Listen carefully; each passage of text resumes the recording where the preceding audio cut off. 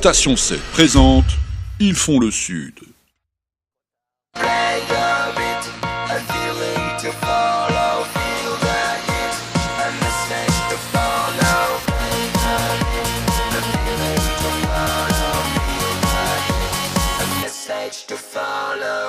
Bonjour et bienvenue sur LCM pour un nouveau numéro d'Ils font le Sud. Alors cette semaine, je reçois un homme qui dirige un lieu que tous les gens qui habitent dans le Sud connaissent puisqu'il est le propriétaire d'OK Corral. Hi. Hi. How are you, my friend? Fine. Merci beaucoup. Alors, ton nom est imprononçable. Hein. Au Scrabble, à mon avis, je gagne la partie uniquement avec ton prénom. Matthijs Oui. Benboom. Matthijs Benboom. Matthijs Benboom. Et alors, tu es de quelle origine? Je viens des Pays-Bas. Tu viens des Pays-Bas? Oui. Alors, comment un type des Pays-Bas arrive à Cuges-les-Pins? Oh, c'est une longue histoire. Ouais, il y a plus de 30 ans, c'est en 79, nous sommes venus à OK Corral. Vous êtes venu avec ta famille? Avec la famille. C'est une sorte d'envahissement. Dans la famille, on a 7 garçons et 2 filles. Et on fait un parc aux Pays-Bas. Mon père, il a toujours dit, attention, les Pays-Bas, c'est trop petit. C'est pas la peine de vous rester tous ici, c'est nécessaire, vous partez. Et parce que c'est petit, il dit, cherche un autre pays. En 78, on a cherché, on a trouvé un endroit vers côté Bordeaux où on voulait faire un nouveau parc. Parce que ton père, ce que tu ne dis pas, c'est que ton père était déjà dans les parcs d'attractions. En Hollande, vous aviez des parcs d'attractions. C'est ça. Mon père, il a créé son premier parc d'attractions en 1963. Waouh. Ah ouais, un précurseur. Moi, je suis de bébé. Ah d'accord. Donc vous étiez tombé dans la marmite. C'est ça, c'est le bon mot. Dans le bar, enfin, pas dans notre métier. Et quand nous sommes jeunes, il a dit le parc sera jamais suffisamment grand pour mettre 9 enfants.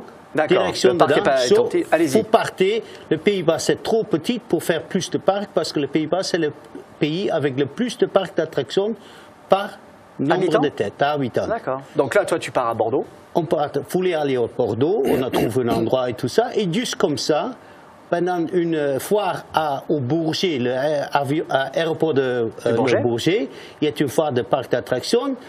Mon père, il a raconté un monsieur français, monsieur Lorch. C'était lui le propriétaire d'OK Corral. Sauf les deux, ils ne se connaissent pas. Lui parle pas l'hollandais, mon père il parle pas le français. Ils ont que échange de brochures. D'accord. C'était tous. Quelques mois plus tard, une soirée, une voiture qui arrive à Slagaren, aux Pays-Bas, avec M. Lors. Il voulait voir la direction. Donc voilà, quelques mois après. Et juste comme ça, il a dit je vous vendrai, je ne sais pas, quelqu'un qui reprend l'affaire. D'accord. Et c'est simple comme ça, ça arrivait. Et là, on a laissé l'idée d'aller à Bordeaux, on a arrêté, on dit, regarde, il y a un parc qui existe, on y va là-bas. D'accord. Et alors, il faut savoir que initialement, OK Corral, ça a été créé avant ça par un monsieur qui était fan de western. C'est ça. C'était monsieur Chakirex. Voilà, Chakirex. C'était un dompteur de Lyon. Un dompteur de Lyon qui était passionné de western, etc. Donc, il n'y avait pas d'attraction. C'est monsieur Lorge qui, après, a mis en place les premières attractions. Exact. Et d'ailleurs même, je crois qu'OK Corral, à un moment, était le plus grand parc d'attractions de France. Oui, OK Corral, c'était une des premiers parcs d'attractions. Vous avez au nord encore quelques parcs à l'époque aussi. Non, Walibi, ça n'existait pas encore. Ça n'existait pas encore. C'était Bacatel.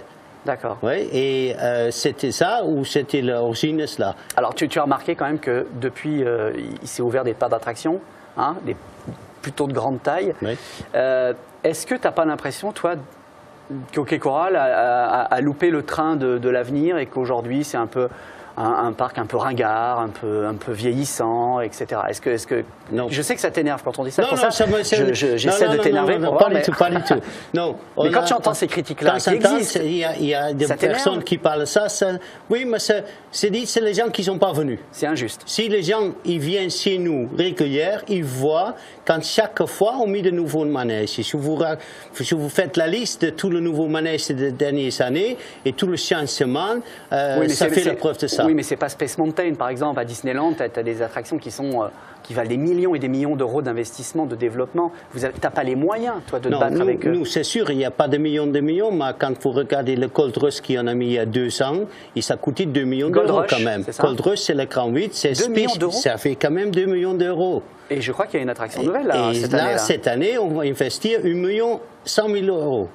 C'est tout le temps de nouveautés dans le parc. Et nous, on a essayé de faire des manèges qui n'existent pas ailleurs. Donc en fait, tu te dis, je suis plus petit, je ne peux pas me battre avec Astérix, avec Disney, donc moi je vais faire des attractions différentes. Oui, c'est ça. On se spécialise, on essaie de faire des manèges qui n'existent pas ailleurs, où on fait un changement dessus, et on pousse vraiment pour faire ça possible pour toute la famille de rentrer dans ce manège.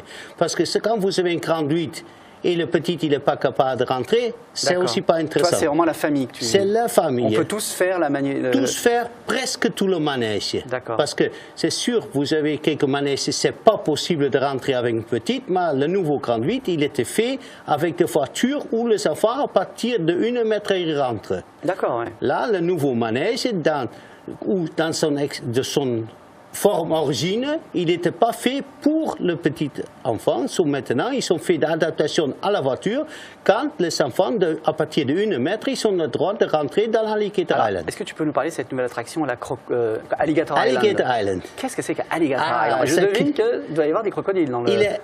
Non, pas les crocodiles, c'est alligator, c'est différent. Parce que, ça va. Non, parce que c'est États-Unis. Au Cape Coral, c'est tout le western. Oui, exact. Alors, c'est quoi? Un gros bassin de 21 mètres de diamètre. D'accord, un bassin, une piscine de 21 mètres de diamètre. Une piscine ronde de 21 mètres. Dedans là, vous avez 9 voitures qui tournent, mais vous avez... Qui flottent sur l'eau, qui sont dans la forme d'un alligator, avec un volant. Et vous tournez, c'est la machine qui fait le cercle, et vous faites avec le volant votre circuit vous êtes un peu guidé par la machine.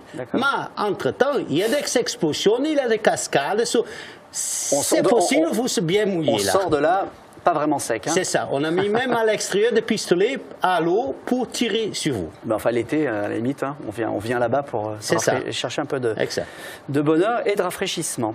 Est-ce qu'on peut aller chez toi en toute sécurité? Parce qu'on imagine qu'à chaque fois qu'il y a une nouvelle attraction, des fois on entend le drame que c'est, on entend des fois des accidents qui arrivent. Est-ce que chez toi, quand on y va, on peut se dire, c'est bon, OK Coral existe depuis 1960, mais c'est un parc qui est régulièrement contrôlé? Le parc OK Coral, oui, je dis, c'est sûr. Oui, c'est très clair. Nous, on ne fait pas de gros discussions sur sécurité, on fait toute notre force dedans. La première chose à faire chez nous, c'est sécurité. C'est plus important comme tout le reste. On a fait ouverture là il y a quelques jours et pendant l'hiver, on a fait démonter presque tout le manège. On fait un gros service dessus et à la fin de tout ça, vous avez des contrôles obligés dans le parc d'attractions, mais c'est tout en France. Et pour ça, nous, on laisse des ingénieurs allemands de TÜV Munich, c'est la meilleure société qui fait ce contrôle, qui vient chez nous. Ils sont plus de 2 semaines sur site. Pour contrôler. Donc les ingénieurs allemands viennent pendant 2 semaines, ils contrôlent tout. Ils contrôlent tous. Nous, on a déjà fait tous notre boulot et eux, ils nous repassent derrière si on n'a rien oublié. D'accord. Est-ce que vous touchez des aides, des subventions? Est-ce que tu es aidé? Parce que ce serait dommage que ce parc-là, enfin je ne sais pas financièrement s'il est en bonne santé, etc., comment tu vois l'avenir, mais est-ce que déjà vous êtes aidé au niveau par des subventions? Non, pas du tout. Rien. Pas du tout. On ne demande aussi pas. Vous ne demandez pas? Moi, j'aime bien aussi le gouvernement et toute la région et ça, touche pas aussi à notre métier. Parce qu'on a toujours de grosses idées, et moi, la concurrence, il n'est pas loyal. La concurrence n'est pas loyale? Non. C'est quoi la concurrence? C'est qui la concurrence pour toi? Pour nous, dans la région, ça va, on n'a pas de concurrence. Vous avez Antibes, le Marineland d'Antibes, on va dire? C'est ça, mais on sont complémentaires. Eux font des spectacles avec des dauphins, des orques. Ça, nous, on fait de manège et on fait notre côté western. Mais si des parcs qui existent, qui sont financés par des conseils généraux, ça, c'est pas de vraie compétition. Et ça, moi, j'ai un gros problème avec ça pour dire, c'est pas honnête. C'est pas honnête. Oui. Bon. Et ça va, tu te fais entendre ou... Par notre syndicat, on parle de ça beaucoup pour dire, c'est nécessaire, ça s'arrête. Des subventions pour personne. C'est ça. Comment tu envisages l'avenir d'Hockey Coral? Comment tu vois le Hockey Coral dans 20 ans? Ça va être quoi? Dans 20 ans, j'espère, c'est mes enfants qui reprennent la reine du parc. Ils sont, à ce moment, ils ont 21 et 23 ans. Ils travaillent avec ma femme tout le jour avec nous. Et je vois Hockey Coral développer encore en plus avec de nouvelles idées. Dans 2 ans, on sont 50 ans. Ah, dans 2 ans, c'est les 50 ans On travaille sur de nouvelles idées pour se un grand anniversaire. Bon, tu peux rien dire? Non, je n'ai pas le droit de dire parce que je vous dis honnêtement, dans notre métier aussi, décider qu'on a, si ça part, je suis trop tard. Bon, tu m'inviteras? Oui, bienvenue. Merci Mathis. Rendez-vous la semaine prochaine pour un nouveau numéro d'Ils font le Sud.